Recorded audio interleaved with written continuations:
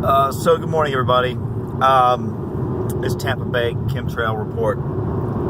You can see, look at that. I mean, that's all ChemTrails.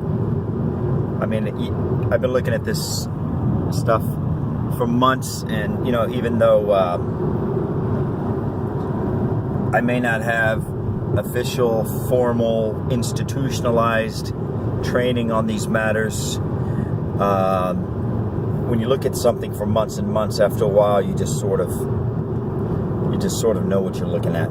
But this is, as I've said before, these are not contrails. At least I don't believe they are.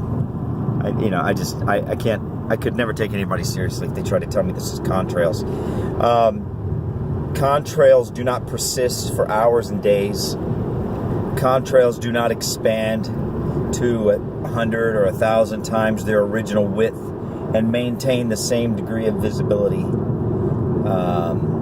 And contrails are not as wide as the airplane itself when they're coming out of the airplane. That's not, a contrail is like a vapor trail. A contrail is when you go outside on a cold day and you exhale and it creates a vapor cloud. I mean, obviously that's a very tiny micro example of the same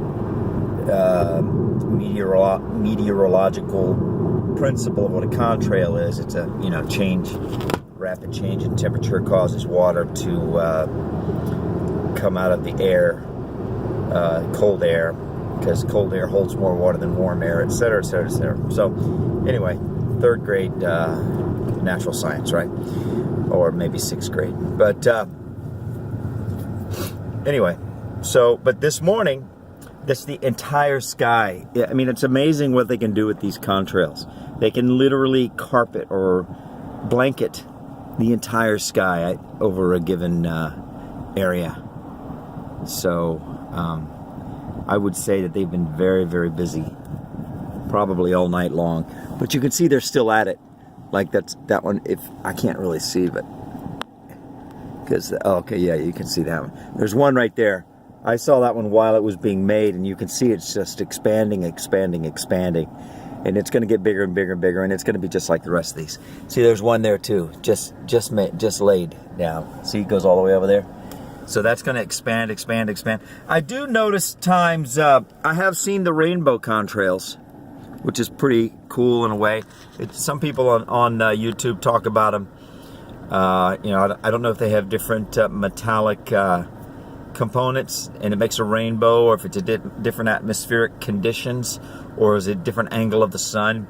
But the people that talk about this stuff and the people that claim to know, sometimes they're pilots, sometimes they're industrial, what they call there's a famous industrial hygienist that goes around, talks about it. She was in the Air Force and she started finding 50-gallon drums of unmarked chemicals. I guess it's like strontium, barium, aluminum oxide, I believe. Aluminum oxide, strontium oxide, barium oxide, and there's another one, I can't remember what it is. But, I'm sure that they're constantly coming up with new solutions for whatever they're trying to accomplish. I mean, ostensibly, of course. I've learned something about the nation of Rome. If you see an emblem that represents Rome, oftentimes you'll see two heads of a phoenix facing each other. And the idea there is two governments or two faces or two. But anyway, the basic idea is the more general idea is that when you're in power, you always have one official story, and you have the real story, unofficial story, which is the real story, typically, or always the real story. So it's like a company that has books. They have their public books, and they have their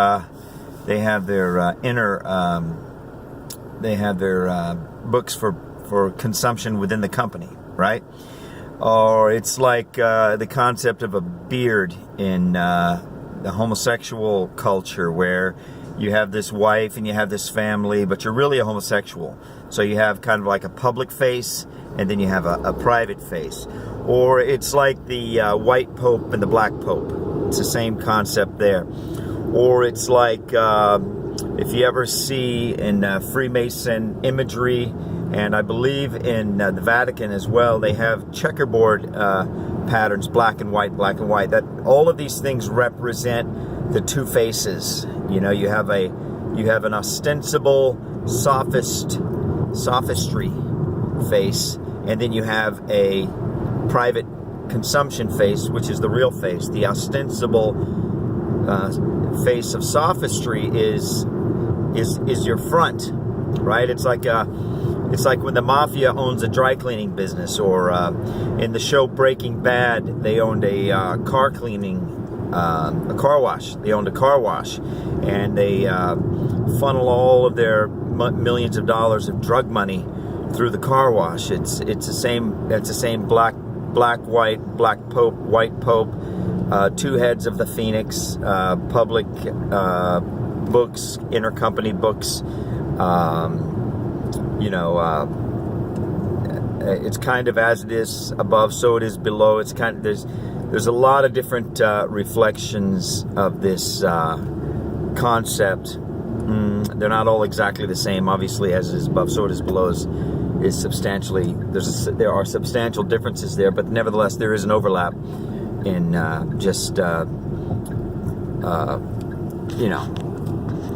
spirit and vibration, you might say, force and purpose and point and meaning, So anyway, it's a very, very, very chemtrail-y morning. We've had some really clear days recently. The other day I was amazed. I looked up in the sky and there was nothing but normal clouds. But when you have this stuff that looks like the inside of a quilt, if you took the outside, if you took the cloth, the cloth off a quilt, and you just had that soft, sort of flat, isn't really the right word, but kind of flat cotton, cotton sheets. That's what it is. It's like a cotton sheet. When you see these cotton sheets covering the entire sky, that means they've been spraying chemtrails all night long. And the chemtrails have had 4 or 5 hours to spread out, and now they cover the entire sky. The ostensible, the white phoenix, the white head of the phoenix, the white pope story, the white checkerboard on the black and white checkerboard board is, they're spraying the sky to save the earth from global warming, right? That's the ostensible explanation. The real explanation, God only knows. I mean, really, God only knows what it is. I mean, it's ridiculous. But Al Gore has been on the Ellen DeGeneres show talking about it. There's a guy named, what's his name? I think his name is David Keith, if I'm not mistaken. He's been on the Stephen Colbert show talking about it. This former Air Force industrial hygienist. Hopefully I can remember her name. I believe her name is Kelly Megan or Caitlin Megan or something to that effect. I'm pretty sure her last name is Megan. She goes all over the country talking about it. She got out of the Air Force because, she couldn't reconcile herself to thousands and thousands of undocumented gallons of poisonous chemicals flowing through her, realm of purview, no labels. Actually, she got out because she started asking questions and they started threatening her, basically. So that's actually why she got out, which is quite understandable. Can't live under constant threat all the time. Of course, it's all the usual stuff. You're crazy. We're going to lock you up. Don't you love your daughter? You don't want to be locked away. Blah, blah, blah, blah, blah. So anyway, they can do all that with a smile. They can do it all so politely and like acting like they're in control and what they're suggesting is perfectly reasonable. All of that psyop type of behavior, which is, when you strip away the pretense, it's just complete and total sociopathic, psychopathic psychosis, the way these people act. But they get away with it, and they're stubborn because they're well paid and they have a lot of status and a lot of respect, And again, you have that as it is above, so it is below. You have that black pope, white pope, two heads of the phoenix. It's the same thing. You got the public face of a person, which is a responsible, respectable, upstanding citizen. But then you have the real face, behind the scenes, behind closed doors, the meaning between the words. They're just total criminal psychopaths. So anyway, there's another one. Oh, there's two more. A couple more just popped up. So they're really going crazy with this stuff today. Maybe they're trying to. Yeah, I think what it boils down to is it's like everything's like a military strategy or tactic really, and that if you want to defeat your enemy, what you do is you put your people in charge of their operations, right? And you don't activate your people, you just put them in charge. So if you can get somebody in charge of your enemy's water supply, that doesn't mean you poison the water supply, but it means that you have the option to, should that tactic ever come to be considered the right thing to do at a given point in time, right? So if they can establish some type of an operation that gives them the opportunity and the ability and the precedent of poisoning the entire population, well, this is it right here. You're looking at it. It doesn't mean they're going to. It doesn't mean they're doing it. But they might have this option. Maybe this is just an option open that they've made available to themselves, and maybe they test it. Maybe they poison a little bit and see the effect. When you're dealing with hundreds of thousands and millions of people, you could kill 1,000 people and nobody will know, but you'll know because you're looking at you have access to all the data, all the hospital records, all the symptoms, everything. You have access to everything. And you're working with the data companies to provide you with the data, to collate the data. So, and that's a military necessity, requirement, strategy, tactic as well, is to have the data. It's like Alex Jones always says, every war is 90% information. It's only 10% actual kinetic action. So, yeah, it's just getting everything set up. That's all. And this is just, the establishment of a channel of control. That might be the best way to put it.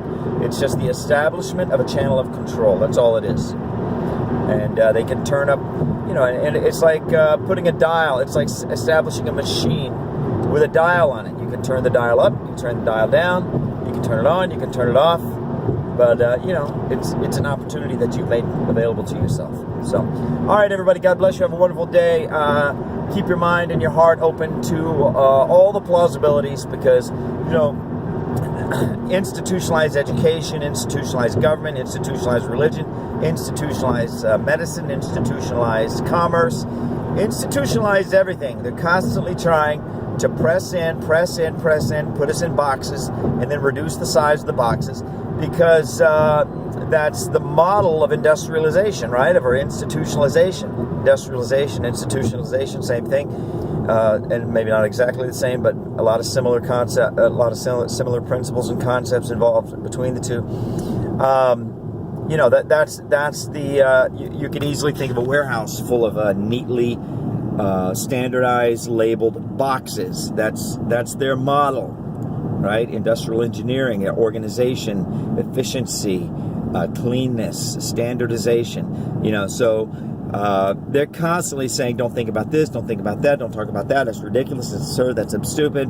And all of that is just mind control. It's just teaching you and conditioning you and training you what to think about and what not to think about. So my proposition, my exhortation, my encouragement is to just completely and totally break free, break loose, shatter the box, step up, stand up, go crazy, start freaking out, because that's the way we should act when we're being put in a box.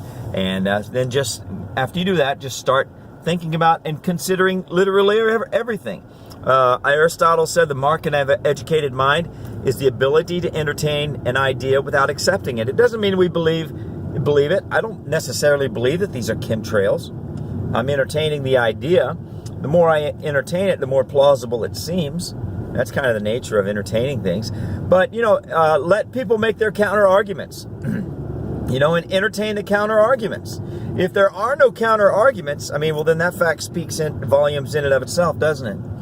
But when people come at you and start with the intimidation and the psychological control tactics and the mind control tactics, trying to shame you, trying to push you into a box, trying to control you with the little cliches, you're crazy, that's stupid, that's ridiculous, blah, blah. See, those are not counter arguments. Those are psychological tactics. Those are efforts at intimidation. Those are, which, at the end of the day, you put them all in a bowl, stir them up. It's like a mind control soup, right? So, all right, that's it. I'm out of here. God bless you. Have a wonderful day. Bye.